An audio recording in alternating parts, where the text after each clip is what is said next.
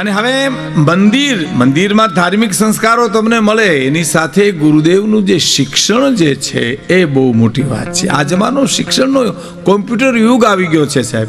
અમારા ભગત બાપુ એમ કહેતા, દુલા કાગ એમ કહેતા, આખું ગામ ગરબી લેતું ત્યાં ગરબી લ્યો તો તમે રૂડા લાગો. એકલા બસ સ્ટેન્ડમાં રમવા જાય ભૂંડા ન લાગીએ. હાલો બસ સ્ટેન્ડ કઈ મા અંબા તે રમવા નીકળ્યા, કોઈ કેમ ખોઈ ગયો આનો. એમ આ યુગમાં ધર્મની સાથે ધાર્મિકતાની સાથે શિક્ષણની બહુ જરૂર છે, અને શિક્ષણની સાથે સંસ્કારની બહુ જરૂર છે. બે સિક્કાની બે બાજુ છે. જે ગુરુદેવના સાનિધ્યમાં જે આ મંદિરમાં જે થવાનું છે, કોલેજના વિદ્યાર્થીઓને ભણવા માટે, રહેવા માટે, જમવાની વ્યવસ્થા માટે આ જે નિર્માણ થઈ રહ્યું છે એની હું તમને ભૂમિકા કહું છું. અને કોઈ પણ ગરીબ વિદ્યાર્થી હોય, ગરીબ વિદ્યાર્થી તો મહાપુરુષો કહેતા જ નથી સાહેબ, પણ કોઈને માનો કે એની આર્થિક પરિસ્થિતિ એવી હોય તો એની ફી પણ આ સંસ્થા ભરી દે છે સ્વામીજી. કેવડું મોટું, કાંઈ પણ લીધા વિનાની, કોઈ પણ અપેક્ષા નહીં સાહેબ. 24 કલાકમાં એક વાર જમવું અને સમાજની આટલી મોટી સેવા કરવી, તો મને કહેવા દ્યો. ઘણી વાર ગાયું છે પણ આજે યથાર્થી ગીત લાગશે આજે અહીંયા કે સંતોનો સ્વભાવ છે એવો, જનેતાની ગોદના જેવો. સંતોનો સ્વભાવ છે એવો, માં જનેતાની ગોદના જેવો. જનેતાની ગોદમાં જે મને તમને ઊભ આવે એ સંતના સાનિધ્યમાં, એના સ્વભાવમાં મને. પણ કવિ એનાથી આગળ એક વાત કરે છે કે ના ના, આ મને પૂરતું નથી લાગતું, મને હજી આગળ કહેવા દો. કવિ કે એક ડગલું મેં આગળ ભાડા જનની થી જગસન, એજી એક ડગલું મેં તો આગળ ભાડા જનની થી જગસન. કેવી રીતે કે માત સુરાવે એને સંત જગાડે, માત સુરાવે એને સંત જગાડે, બેલવી દે ભગવંત સંતોનો સ્વભાવ છે એવો, માં જનેતાની ગોદના જેવો.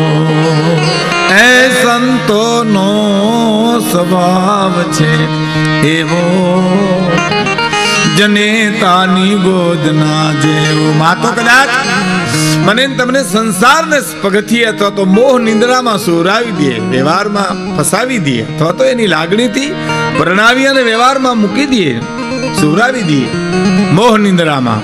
સામાન્ય નિંદ્રાની વાત નથી, મોહ નિંદ્રાની વાત. એમાંથી સંત જગાડે, ઉઠ બાપ, તારે તો હજી ઘણી મંજિલ કાપવાની.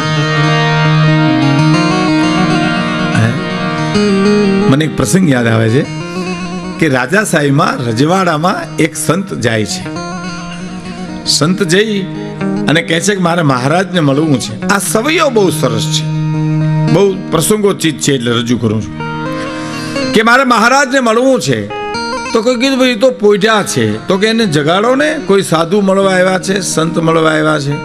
તો કે ના, એની મેળે જાગે, એના નિયમ છે, એના નિયમ વિરુદ્ધ અમે એને જગાડી ન શકીએ. કડીક બેઠા, વળી પાછા કે જગાડો ને, કારણ કે જેને મળવા ગયા હોય મળે ને ત્યાં સુધી તો એ ક્ષણો બધી બહુ લાંબી લાગે. વળી કીધું જગાડો ને, કે તમે હમણાં કીધું ને કે એની મેળે જાગે, એને જગાડાય નહીં, એનો નિયમ છે. બીજી વાર કીધું, ત્રીજી વાર કીધું તો એ જ જવાબ મળ્યો. એટલે કીધું કે તમારા મહારાજ, તમારા રાજા, તમારા ઠાકોર જાગે અને આ ચિઠ્ઠી આપી દેજો. નીકળી ગયા ત્યાંથી. મહારાજ જાગ્યા, નિત કર્મ કરી અને બેઠા. એટલે માણસે કીધું કોઈ સાધુ મળવા આવ્યા હતા ને, તમને તો તમારો તો નિયમ છે કે તમારા નિયમ વિરુદ્ધ તમને જગાડાય નહીં, તમે તો પોઢ્યા હતા. એટલે આ એક ચિઠ્ઠી આપતા ગયા છે. એ ચિઠ્ઠી ખોલીને ગુરુદેવ તો એમાં એક સવૈયો લખ્યો હતો કે પેટ મેં પોઢ્યો. 2-3 વાર કીધું ને પોઢ્યા પોઢ્યા પોઢ્યા, એટલે લખ્યું કે પેટ મેં પોઢ્યો, તું પોઢ્યો મહી પર, पालन में पोटी बाल कहायो, आई जब तरुणाय त्रिया संग सेठ में पोट के पोट में रंग मचायो, क्षीर समुद्र को पोढ़नहार ब्रह्म कबू चित ते नहीं धार्यो तो पोढ़त पोढ़त ही अब तेरो चिता पर पोढ़न के दिन आयो।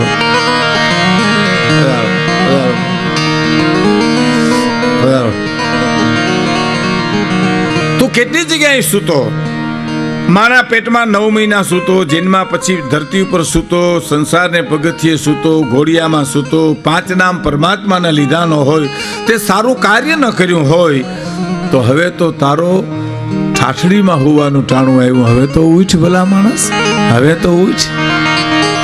એમ આખી જિંદગી જો એળે જાય એટલે તો કવિને લખવું પડ્યું કે કર દીધા તન સુખત કરવાય દીન ને દેવાય દાન,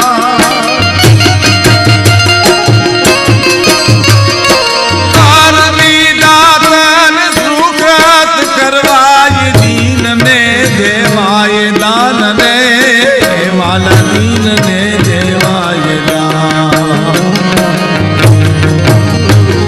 પણ ભજા નહીં ભગવાન ને તે તોય ભજા નહીં, ભગવાન ને તે તોય જા જાના લીધેલા જાન, આંખેથી હરામ ના ચાખ્યા, માળા હારે રૂંઘણા નાખ્યા, વાલા તે દીધું છે વાણી, પ્રભુ તન પૂછશે પ્રાણી, વાલા તે દીધું છે વાણી, પ્રભુ તન પૂછશે.